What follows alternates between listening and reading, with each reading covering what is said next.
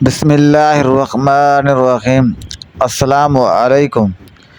سیرت النبی صلی اللہ علیہ وآلہ وسلم۔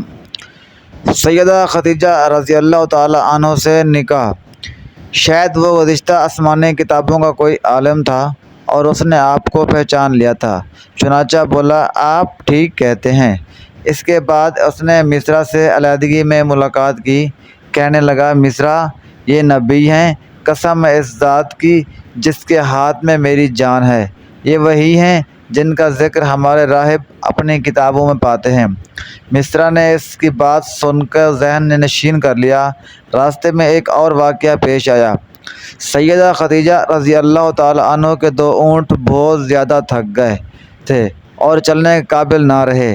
ان کی وجہ سے مصرع قافلے کے پیچھے رہ گیا۔ نبی کریم صلی اللہ علیہ وآلہ وسلم قافلے کے اگلے حصے میں تھے۔ مصرع ان اونٹوں کی وجہ سے پریشان ہوا اور دوڑتا ہوا اگلے حصے کی طرف آیا اور اپنی پریشانی کے بارے میں آپ کو بتایا۔ آپ اس کے ساتھ ان دونوں اونٹوں کے پاس تشریف لائے، ان کی کمر اور پچھلے حصے پر ہاتھ پھیرا، کچھ پڑھ کر دم کیا۔ آپ کا ایسا کرنا تھا کہ اونٹ اسی وقت ٹھیک ہو گئے اور اس قدر تیز چلے کہ قافلے کے اگلے حصے میں پہنچ گئے۔ اب وہ منہ سے آوازیں نکال رہے تھے اور چلنے میں جوش و خروش کا اظہار کر رہے تھے۔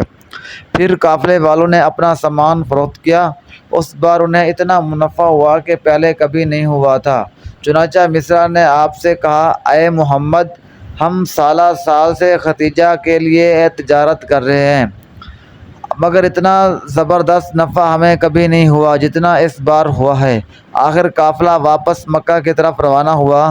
مصرع نے اس دوران صاف طور پر یہ بات دیکھی کہ جب گرمی کا وقت ہوتا تھا اور نبی کریم صلی اللہ علیہ وآلہ وسلم اپنے اونٹ پر ہوتے تھے تو وہ 2 فرشتے دھوپ سے بچانے کے لیے آپ پر سایہ کیے رہتے تھے۔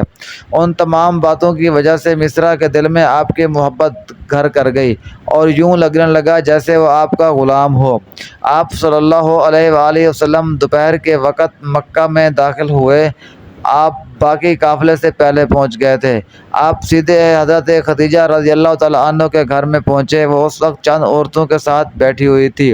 انہوں نے دور سے آپ کو دیکھ لیا۔ آپ اونٹ پر سوار تھے اور 2 فرشتے آپ پر سایہ کیے ہوئے تھے۔ حضرت خدیجہ رضی اللہ تعالی عنہ یہ منظر دوسری عورتوں کو بھی دکھایا۔ وہ سب بہت حیران ہوئے۔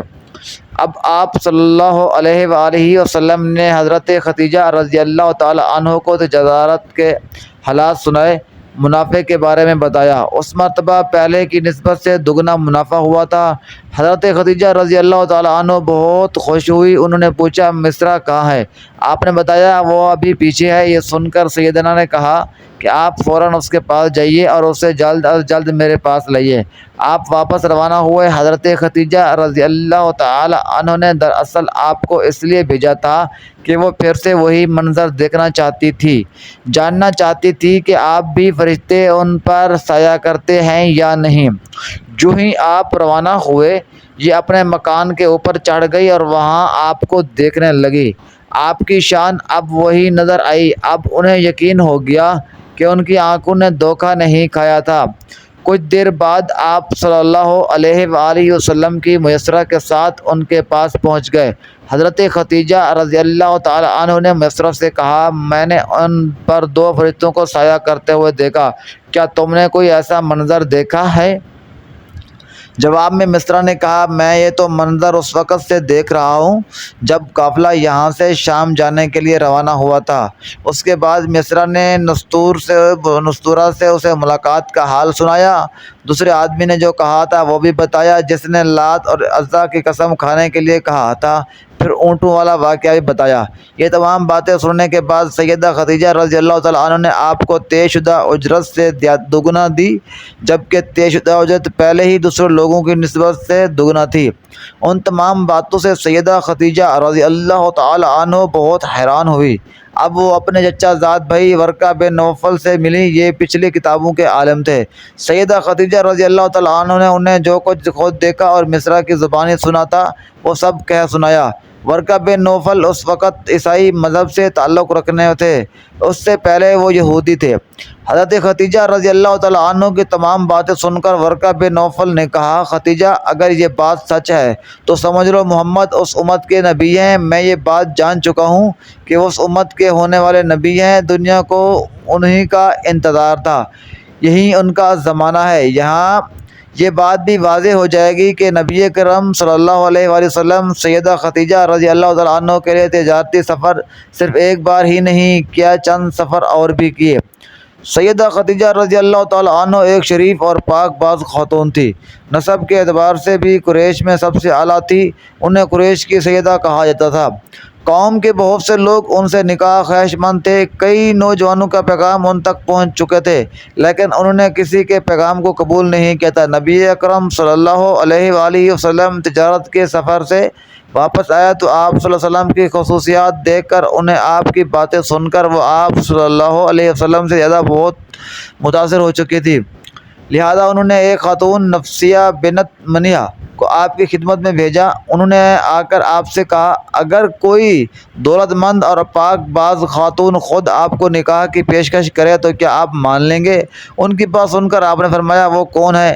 نفسیہ نے فوراً کہا، ختیجہ بنت خویلد۔ آپ نے انہیں اجازت دے دی۔ نفسیہ بنت منیہ سیدہ ختیجہ رضی اللہ تعالیٰ عنہ کے پاس آئی، انہیں ساری بات بتا دی۔ سیدہ ختیجہ رضی اللہ تعالیٰ عنہ نے اپنے چچا عمر بن اسد کو اطلاع کرائی تاکہ وہ آ کر نکاح کر دیں۔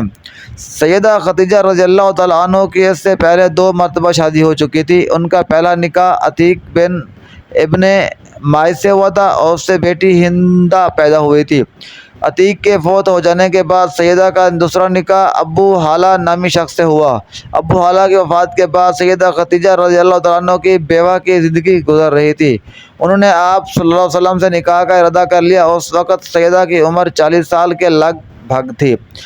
سیدہ ختیجہ رضی اللہ تعالیٰ عنہ کے چچا عمر بن اسد وہاں پہنچ گئے۔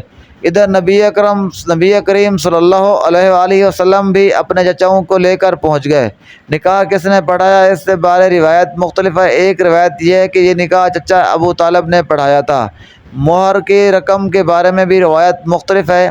ایک روایت یہ ہے کہ مہر کی رقم 12 اوقیہ کے قریب تھی، اور دوسری روایت یہ ہے کہ آپ نے مہر میں 20 جوان اونٹنیاں دی تھی۔ نکاح کے بعد نبی کریم صلی اللہ علیہ وسلم نے ولیمے کی دعوت کھلائی اور اس دعوت میں آپ نے 1 یا 2 اونٹ ذبح کیے۔